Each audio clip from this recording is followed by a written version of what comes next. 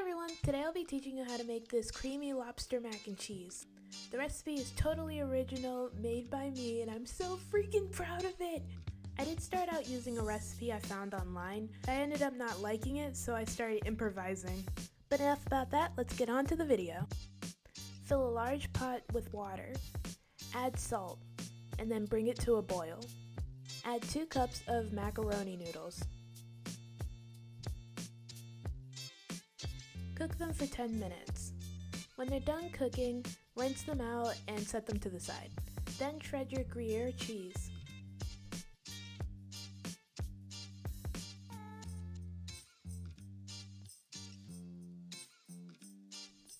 In a saucepan, heat up a quart of milk. Don't boil it though, we just want to heat it up. Once that's done, set it to the side. In a large pot, melt 6 tablespoons of butter.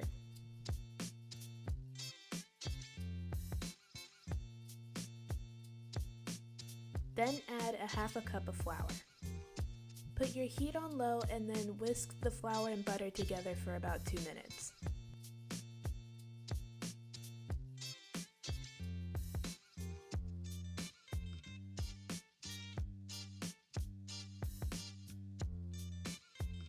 Add the milk you heated up before.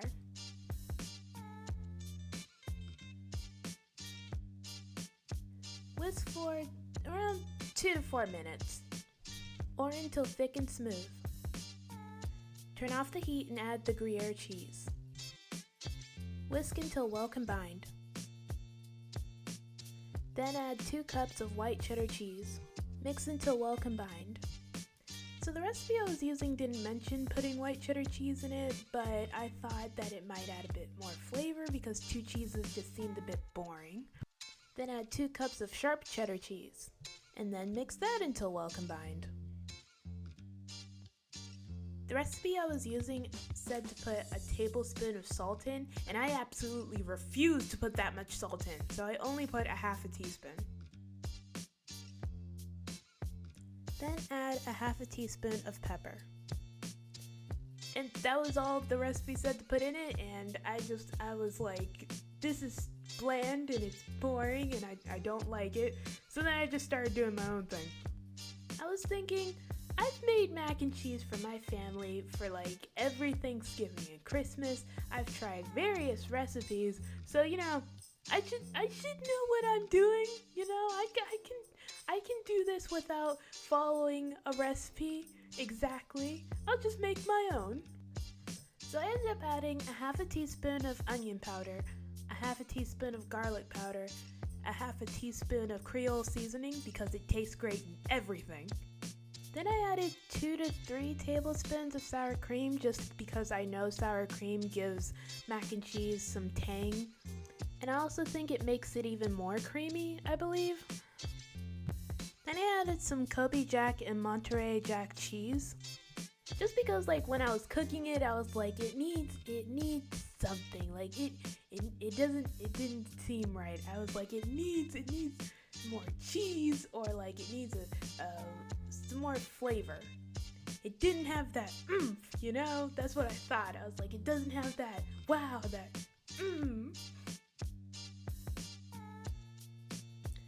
Then I added a half a teaspoon of nutmeg.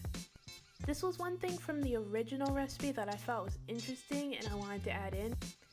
However, I was careful because I know that nutmeg can have a very overwhelming flavor if you put too much of it, and it ended up being fine. Alright, after tasting it, I was like, okay, this tastes good. I'm cool with this. And then I added in the noodles. So when I finished mixing up the noodles, I had my dad taste it, and he took a few bites, and then he even took a small plate with him, and I was super happy, and he said it was really good, and I was like, yes! I made my own mac and cheese! Look how creamy and cheesy it is. Gosh, it looks so delicious! Alright, now that we're finished with the mac and cheese, it's on to the lobster.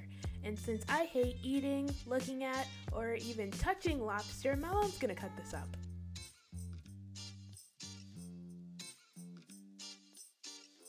Alright, so you want to start by cleaning your lobster.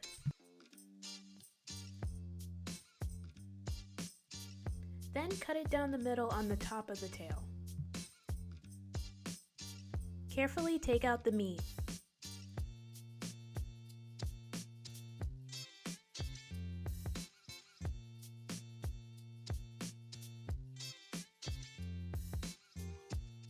Clean the lobster meat and the inside of the shell.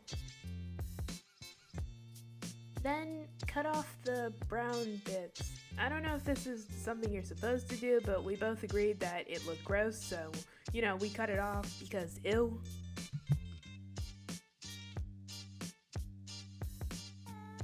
Then cut up your lobster.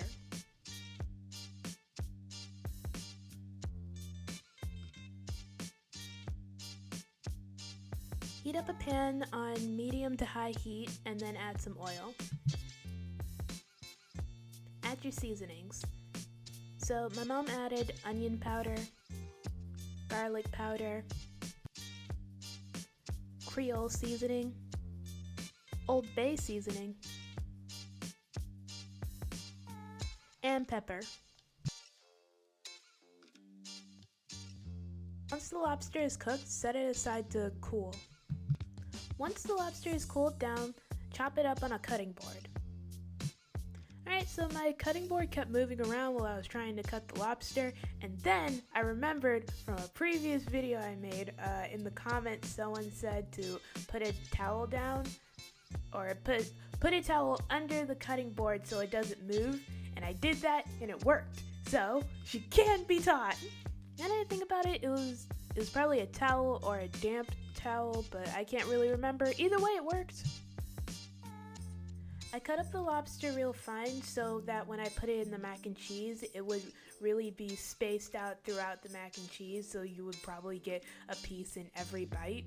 But I didn't cut it up so small that you didn't even know if you were eating lobster or not. Alright, so when you're done cutting that up, set it to the side. Alright, so I'm going to bring out my Kasori air fryer. I made a video on it and how awesome it is. So in this video, I'll be using it to cook the lobster tail shell.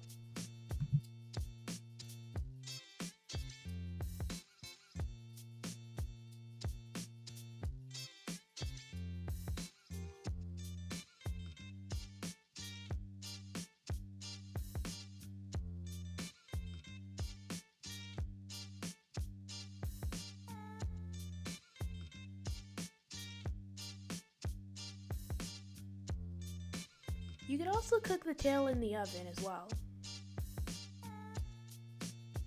Alright, now that the lobster tail shell is cooked, we're gonna set it to the side.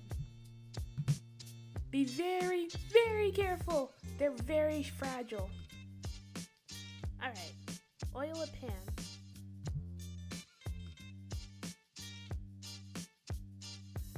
After you finish doing that, add your mac and cheese.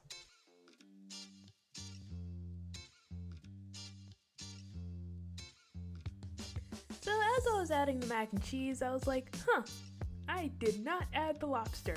So then I added it in the last minute. It still turned out fine. I'm just letting you guys know you can add it, or you should add it while it's still in the pot.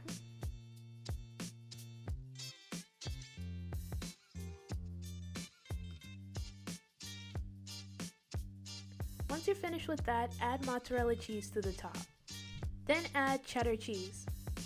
I don't really have any measurements for this, I just added a bunch of cheese because I know my mom likes it really, really cheesy. So put as much or as little as you want.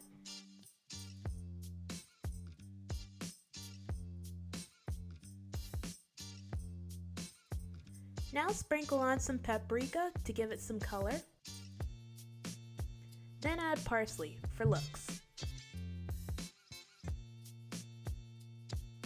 Alright, now we're going to set that to the side. Alright, so for the lobster tail, I put tinfoil on the inside of the lobster tail and like some outside of the lobster tail because I honestly did not want the mac and cheese to touch the inside of the lobster. I couldn't do it. I wasn't about to do that, but I did like the lobster for decoration. When you're finished with that, add the mac and cheese.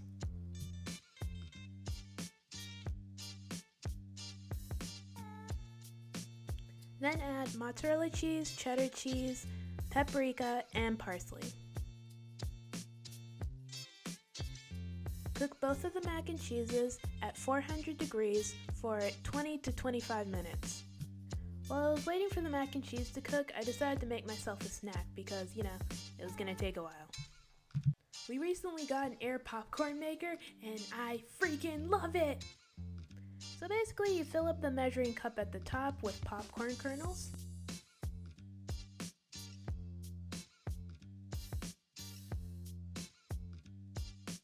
Then you pour the kernels in the opening.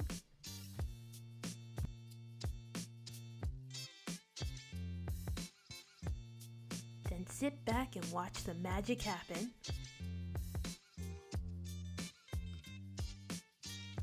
A half a cup makes a bunch of popcorn, but I'll usually just put it in a tin so I can save it for later.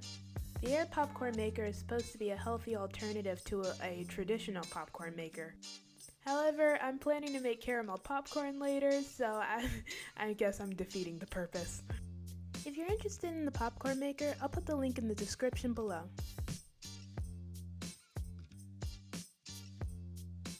We also got these flavors to add to the popcorn. My favorite ones are cinnamon, sugar, and caramel, but that's just because I like sweet things.